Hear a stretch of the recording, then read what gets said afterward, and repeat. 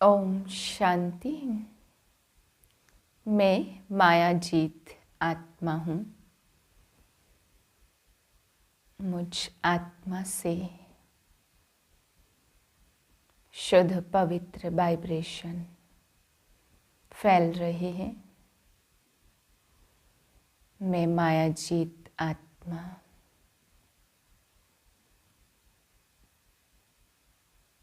मस्तक पर चमक रही हूँ।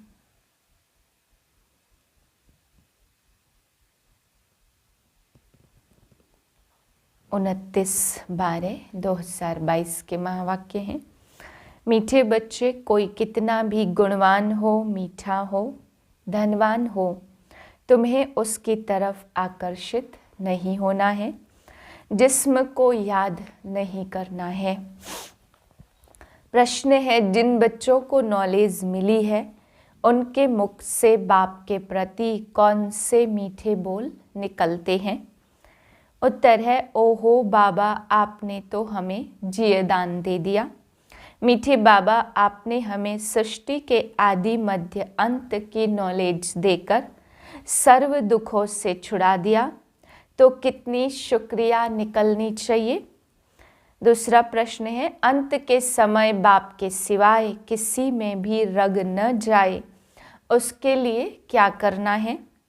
उत्तर है, बाबा कहे, बच्चे, कोई भी चीज़ लोभ के वश अपने पास एक्स्ट्रा नहीं रखनी है।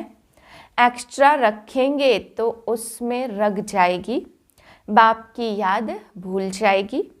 गीत है, धीरज धर मनवा, तेरे सुख के दिन आए कि आए हैं। ओम शांति। बच्चों को धीरज कौन दे रहा है? बच्चों की बुद्धि झट बेहद के बाप तरफ चली जाती है। सो भी सिर्फ इस समय ही तुम बच्चों की बुद्धि जाती है। यूँ तो बेहद बाप की तरफ बहुतों की बुद्धि जाती, परंतु मनुष्यों को ये मालूम ही नहीं है कि यह संगम युग है। बाप आया हुआ है, सबको एक ही बार पता तो नहीं पड़ सकता। बच्चे बाप का बने तो मालूम पड़े। बाप आया हुआ है, अब तुम बच्चों ने बाप को जाना है। जानते हो बाबा आया है।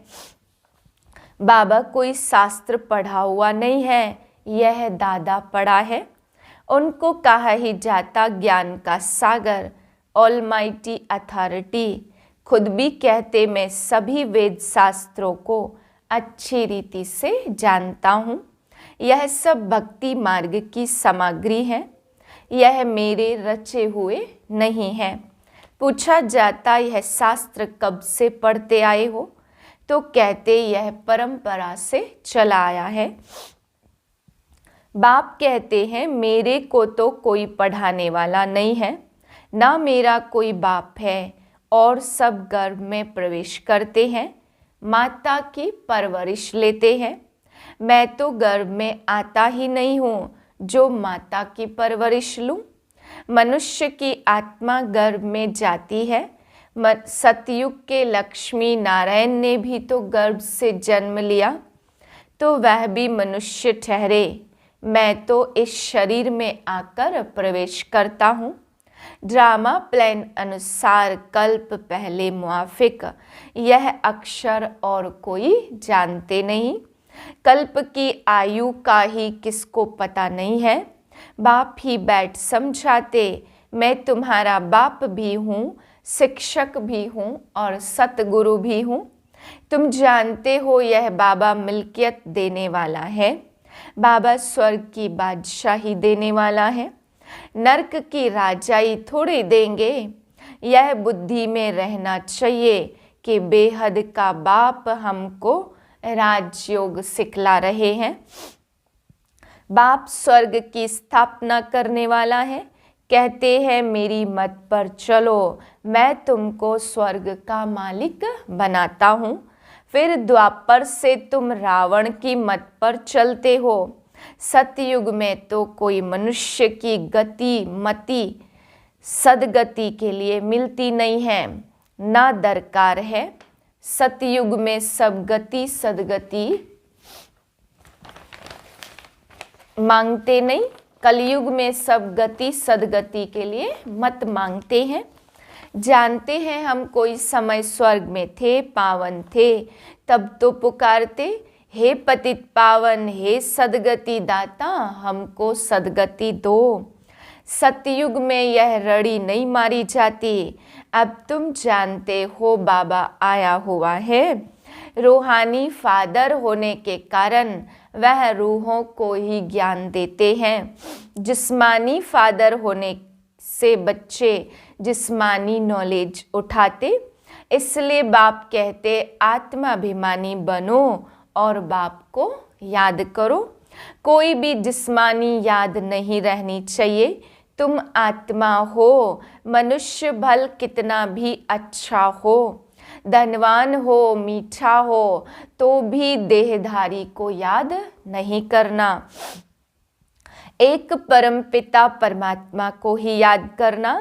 कोई साहूकार का बच्चा होगा तो बाप को ही याद करेगा, गांधी व शास्त्र आदि को थोड़े याद करेगा। सबसे जास्ती याद परमपिता को करते हैं।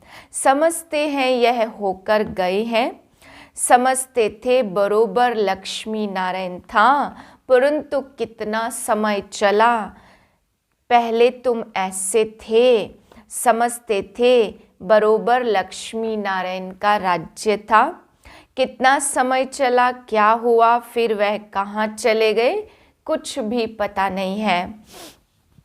ज्ञान और योग की मदद से बहुतों का कल्याण करेंगे। मनसा वाचा कर्मणा मदद देते हैं। तुम शक्ति सेना डबल अहिंसक हो। तुम्हारे में कोई भी हिंसा नहीं है। तुम किसको भी दुख नहीं देते हो। हिंसा अर्थात दुख देना, घूंसा मारना, तलवार चलाना व काम कटारी चलाना, यह सब है दुख देना। तुम कोई भी प्रकार का दुख नहीं देते हो, इसलिए अहिंसा परमो धर्म कहा जाता। मनुष्य तो सब हिंसा करते, है ही रावण राज्य। तुम बच्चे जानते हो श्री कृष्ण तो राजकुमार था। उनके ऐसे चरित्र व जीवन कहानी की तो बात ही नहीं है।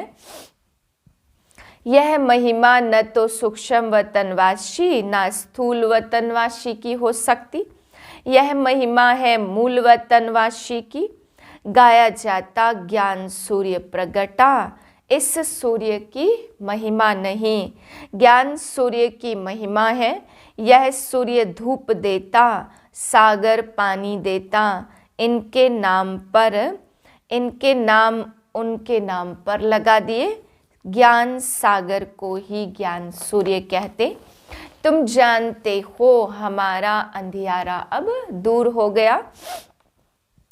सृष्टि के आदि मध्य अंत को जान गए हैं। दुख से बाप छुड़ाते, काल के चंबे से छुड़ाते। कोई मरने से बच जाते, कहते डॉक्टर ने जियदान दिया। तुमको तो एक बार ऐसा जियदान मिलता जो तुम कभी बीमार नहीं पड़ेंगे। फिर यह नहीं कहना पड़ेगा कि फलाने ने जियदान दिया। यह है बिल्कुल नई बात। अभी तुम जीते जी बाप के बने हो। कोई कोई को फिर माया रावण अपनी तरफ खींच लेती है। उससे कहेंगे रावण रूपी काल खा गया। ईश्वरी गोद में आकर फिर बदल कर आसुरी गोद में चले जाते। काल ने नहीं खाया, परंतु जीते जी ईश्वर के बने, फिर जीते जी रावण के बन पड़ते। यहाँ धर्मात्मा बने, फिर वहाँ जाकर अधर्मी बन जाते। यहाँ संगम पर धर्म का राज्य है, वहाँ अधर्म का राज्य है।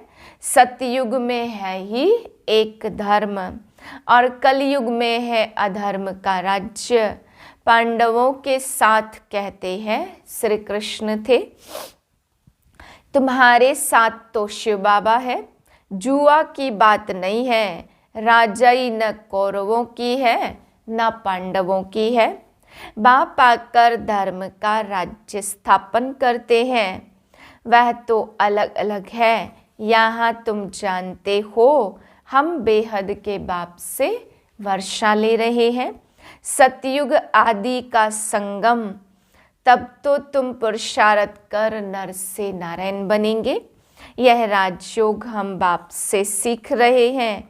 मनुष्य तो कुछ भी जानते नहीं, भगवान को ढूंढते रहते, धक्का खाते। भगवान तो है ही ऊपर, फिर ढूंढने की क्या दरकार है।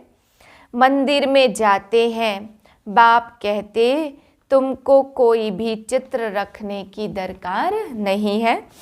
क्या तुम शिव बाबा को नहीं जानते हो जो चित्र रखते हो? क्या चित्र रखने से याद कर सकते हो? बाबा जीता है, फिर बच्चे चित्र क्यों रखेंगे? बाप तुमको ज्ञान दे रहा है, फिर चित्र क्या करेंगे? बूढ़े हैं, याद भूल जाती है, इसलिए चित्र दिया जाता। बाकी और कोई भी देहधारी को याद करते रहेंगे तो अंत समय में वही याद आएगा। कुछ न कुछ रग है तो वह तुम्हारे पीछे पड़ेगा। फिर भल कितने भी शिव बाबा के चित्र रखो, अगर रग और तरफ होगी तो वह याद जरूर आएगा। इसलिए बाप कहते बच्चे पूरा नष्टो मोहा हो जाओ। किसी भी चित्र में मोह होगा, 2-4 जोड़ी जूते होंगे तो वह याद आएंगे। इसलिए कहा जाता ज्यादा कोई भी वस्तुएं नहीं रखो, नहीं तो बुद्धि उसमें जाएगी। सिवाय बाप के और कोई को याद न करो। लोभ होता है ना, हम अच्छे अच्छे वस्त्र रखे, 2-4 जूते रखे, घड़ी रखे, थोड़े पैसे रखेंगे तो वह सब याद आएगा। बाबा को मालूम होना चाहिए तुम्हारे पास क्या रखा है, और कुछ वास्तव में तुमको रखना नहीं है। जो मिलता है वही रखना है। बाप के सिवाय और कुछ भी याद न रहे, इतनी प्रैक्टिस करनी है, तब ही विश्व के मालिक बनेंगे। यह कोई नहीं समझते कि राधे कृष्ण विश्व के मालिक थे, सिर्फ कहते भारत में राज्य करके गए हैं। जमुना के कंठे पर इतने महल थे, परंतु वह सारे विश्व के मालिक थे। यह सिर्फ तुम्हारी बुद्धि में है। यहाँ तुम नर से नारायण बनने आए हो तो पूरा फॉलो करो। फकीर से अमीर बनना है, इतना पुरुषार्थ करना चाहिए। खुशी से पढ़ना चाहिए। अच्छा मीठे मीठे सिकिलधे बच्चों प्रति माता पिता बाप दादा का याद प्यार गुड मॉर्निंग। रूहानी बाप की रूहानी बच्चों को नमस्ते। हम रूहानी बच्चों की रूहानी बाप को नमस्ते। धारणा के लिए है पहली पॉइंट, ज्ञान योग से सबको मदद करनी है। डबल अहिंसक बनना है, किसी को भी दुख नहीं देना है। दूसरी पॉइंट है नष्टो मोहा बनना है, किसी भी चीज़ में बुद्धि की रग नहीं रखनी है। एक बाप की याद रहे, इसकी प्रैक्टिस करनी है।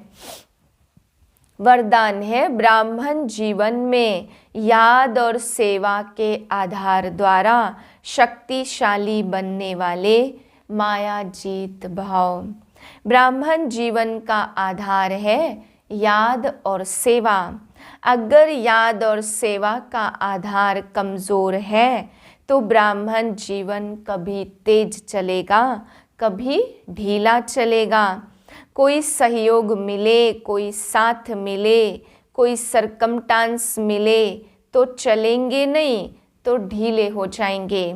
इसलिए याद और सेवा दोनों में तीव्र गति चाहिए।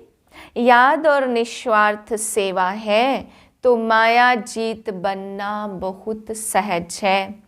फिर हर कर्म में विजय दिखाई देगी। स्लोगन है विघ्न विनाशक वही बनता है जो सर्व शक्तियों से संपन्न है। ओम शांति।